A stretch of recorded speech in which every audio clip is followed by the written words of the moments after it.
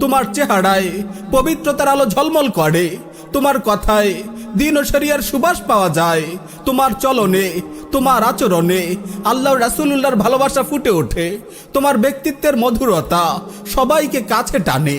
আমার ভাই, আমার বোন, তুমি ভালোভাবেই জানো যৌবন আল্লাহর কত বড় নিয়ামত। এই নিয়ামতের মূল্যায়ন করো, হেফাজত করো, তোমার যৌবনের পরিচর্যা করো। একটু অপেক্ষা কেন করছো না?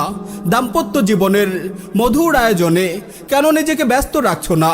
নিজের সময়গুলোকে কাজে লাগাও, নিজের কেরিয়ার গড়ার পেছনে সময় দাও, নিজেকে উপার্জনক্ষম করো।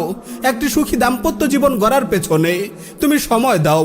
কেন ইন্টারনেটের এসব নালা নর্দমায় গড়াগড়ি খাচ্ছ? নিজের ফুলের মতো যৌবনকে ক্ষতবিক্ষত করছো। তুমি কি মানসিকভাবে বিকারগ্রস্ত হয়ে পড়েছো? কেন এমন মাতালের মতো আচরণ করছো?